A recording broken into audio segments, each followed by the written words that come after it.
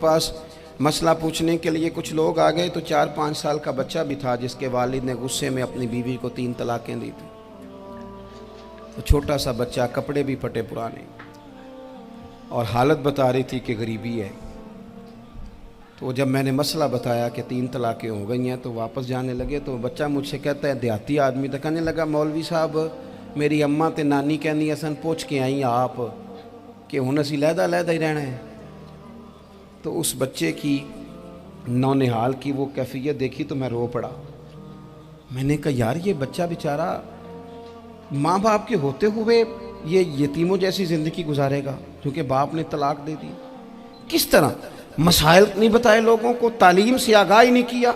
और इसमें बहुत बड़ा जुल्म है उन लोगों का भी जो जनाजे पे खड़े होके तो कह देते हैं, मेरी तरह के लोग, अच्छे उलमा की बात नहीं करता, वो कह देते हैं देखो जिन लोगों को जनाजा नहीं आता, भैया आपने किस दिन इशा के बाद क्लास लगाई थी जनाजा सिखाने की? ये तो आपने कह दिया लोगों को कुरान जी ठीक नहीं आता। तो यहाँ तो बेचारी बीबियाँ जिनको सही पढ़ना नहीं आता वो मिशन बना लेती हैं कि मैंने इतने 100 को कुरान पाक पढ़ाना है, बेवा हो गई हूँ, तलाक याफ्ता हो गई हूँ, सारी ज़िंदगी कुरान पढ़ाऊँगी। हम क्यों ये मिशन नहीं बनाते, क्यों इस तरफ सफ़र नहीं करते?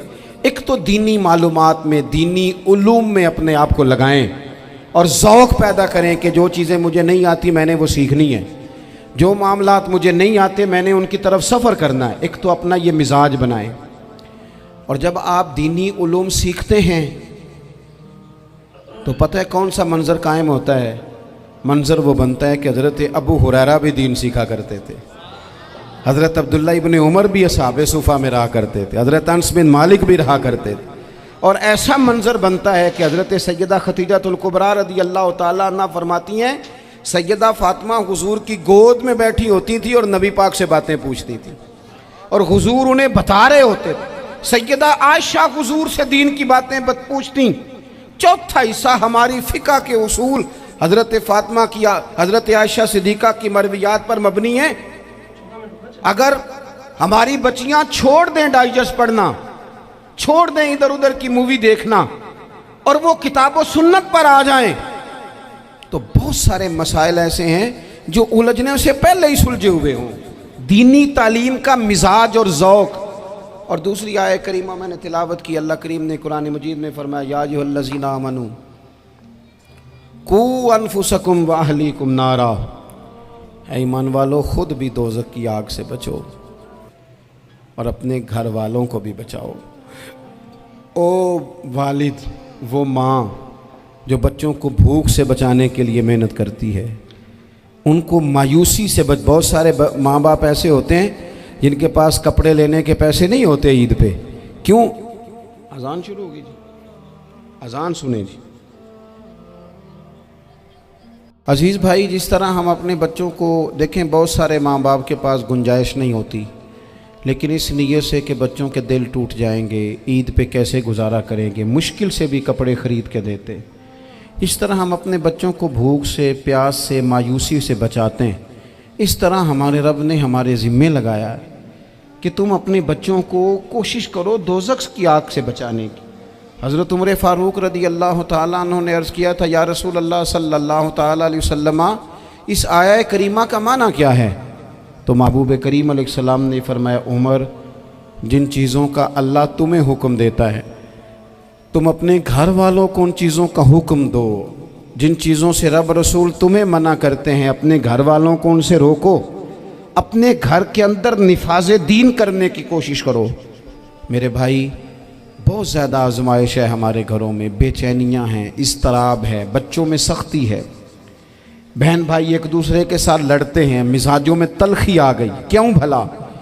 इसलिए कि माँ बाप को जो बेहतरीन किरदार और जो हसीन तरीका घर में अपनाना चाहिए था, बच्चे तकरीर बाहर से सुनते हैं लेकिन वो फॉलो अपने माँ बाप को करते हैं।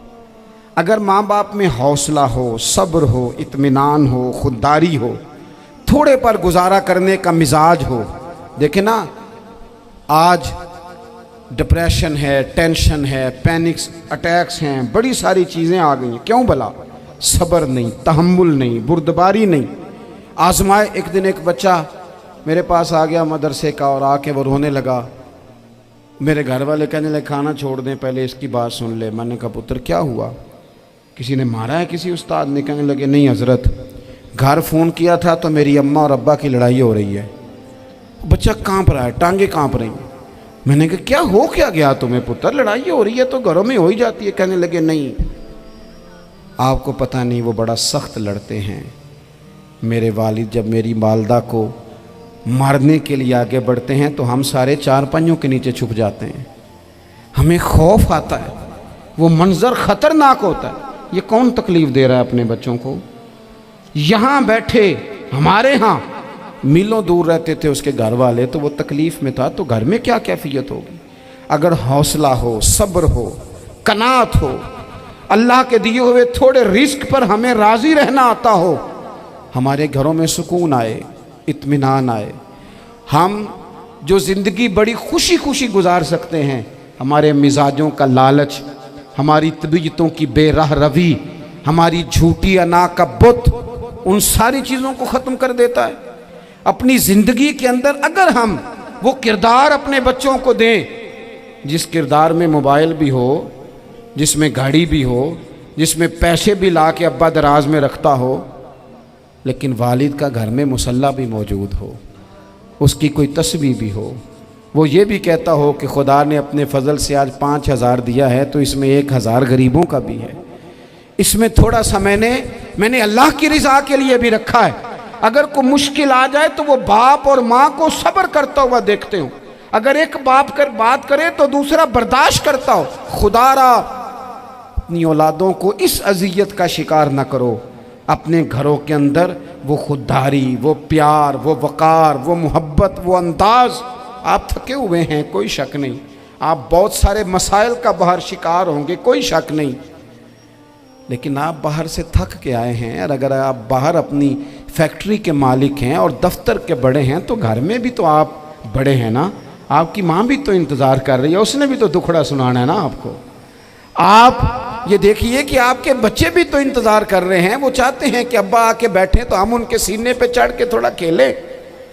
آپ کی اہلیہ منتظر ہیں، کچھ باتیں بیوی کسی اور سے نہیں کہہ سکتی، صرف اپنے شوہر سے کہتی ہے، لیکن وہ تو آتے ہی جلال میں آ گئے صاحب، وہ کہنے لگے تو بڑی نالائق ہے،